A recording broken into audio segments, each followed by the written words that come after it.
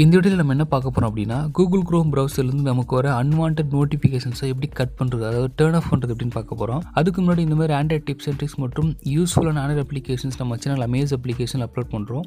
அதெல்லாம் தெரிஞ்சுக்க நம்ம சேனலை சப்ஸ்கிரைப் பண்ணி வச்சுக்கோங்க. இப்போ வீடியோ கண்டினியூ பண்ணலாம். நம்மள பெரும்பாலும் உங்களுக்கு கண்டிப்பாக கூகுள் க்ரோம் ப்ரௌசர்லேருந்து அதிகப்படியான நோட்டிஃபிகேஷன் வந்துட்டுருக்கோம், இல்லை ஒரு சிலருக்கு தேவையில்லாமல் நோட்டிஃபிகேஷன் வந்துட்டுருக்கும்.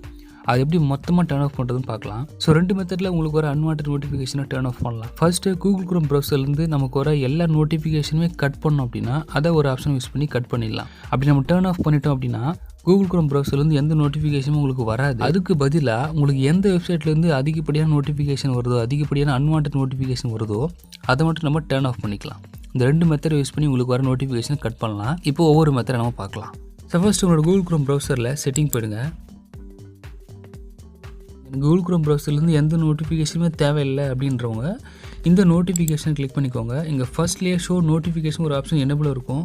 கிளிக் பண்ணி டர்ன் ஆஃப் பண்ணிவிடுங்க. நீங்கள் டர்ன் ஆஃப் பண்ண பிறகு இங்கே கீழே எல்லா ஆப்ஷனுமே இன்யூஸ்ஃபுல்லாக உங்களுக்கு மாறிடும். ஸோ இதுக்கப்புறம் உங்களுக்கு கூகுள் க்ரோம் ப்ரௌசர்லேருந்து எந்த நோட்டிஃபிகேஷனும் உங்களுக்கு வராது. ஸோ எந்த நோட்டிஃபிகேஷனும் தேவையில்லை அப்படின்றவங்க இந்த ஆப்ஷன் நீங்கள் டர்ன் ஆஃப் பண்ணிக்கலாம்.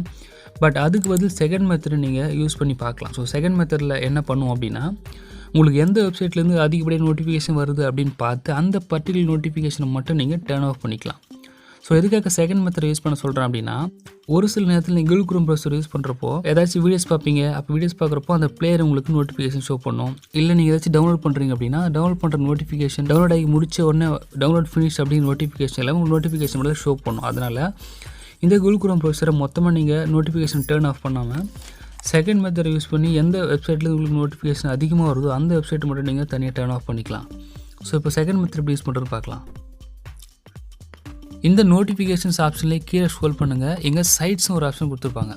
இந்த சைட்ஸுக்கு இருக்கக்கூடிய எல்லா வெப்சைட்டுமே உங்களோட கூகுள் க்ரோம் ப்ரௌசரில் ஆக்டிவில் இருக்குது. ஸோ உங்களுக்கு ஏதாச்சும் நோட்டிஃபிகேஷன் வந்தது அப்படின்னா இந்த பர்டிகுலர் வெப்சைட்லேருந்து தான் உங்களுக்கு நோட்டிஃபிகேஷன் வந்துட்டுருக்கும். ஸோ நீங்கள் பண்ண வேண்டியது என்ன அப்படின்னா, ஃபர்ஸ்ட்டு உங்களுக்கு எந்த வெப்சைட்லேருந்து நோட்டிஃபிகேஷன் வருது அப்படின்னு அந்த வெப்சைட்டை கண்டுபிடிச்சிட்டிங்க அப்படின்னா அந்த வெப்சைட்டுக்குள்ளே போய்ட்டு அந்த நோட்டிஃபிகேஷன் மட்டும் நீங்கள் டர்ன் ஆஃப் பண்ணிக்கலாம். இப்போது ஃபார் எக்ஸாம்பிள் இந்த வெப்சைட்லேருந்து நோட்டிஃபிகேஷன் வருது அப்படின்னு வச்சுக்கோங்களேன். இந்த வெப்சைட்டை கிளிக் பண்ணுங்கள். இங்கே மேலே ஷோ நோட்டிஃபிகேஷன் இருக்கும், கிளிக் பண்ணி டர்ன் ஆஃப் பண்ணிக்கலாம். ஸோ இந்த மாதிரி உங்களுக்கு எந்த வெப்சைட்லேருந்து வருது அப்படின்னு தெரியும் அப்படின்னா அந்த வெப்சைட்டை மட்டும் நீங்கள் தனியாக டர்ன் ஆஃப் பண்ணிக்கலாம். ஸோ அப்படி இல்லைனா எனக்கு எந்த வெப்சைட்லேருந்து நோட்டிஃபிகேஷனும் தேவையில்லை அப்படின்னா மொத்தமாக இந்த சைட்ஸ் இந்த நோட்டிஃபிகேஷனை நீங்கள் டர்ன் ஆஃப் பண்ணிக்கலாம்.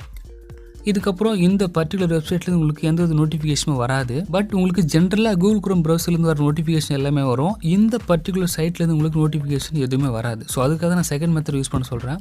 ஸோ இதுக்கப்புறம் உங்களுக்கு கூகுள் க்ரோம் ப்ரௌசர்லேருந்து ஆஸ் யூஸ்வல் எப்போவும் உங்களுக்கு வர டிஃபால்ட் நோட்டிஃபிகேஷன் வந்துட்டு இருக்கும். ஸோ டிஃபால்ட் நோட்டிஃபிகேஷன் அப்படின்னு நான் ஏற்கனவே சொன்ன மாதிரி அந்த பிளேயர் கண்ட்ரோல் நோட்டிஃபிகேஷனில் காமிக்கிறது, இல்லை டவுன்லோடிங் ப்ராக்ரஸ் நோட்டிஃபிகேஷனில் காமிக்கிறது, இப்படி உங்களுக்கு ஜென்ரலாக வர நோட்டிஃபிகேஷன் எல்லாமே நோட்டிஃபிகேஷன் வந்துட்டு இருக்கும்.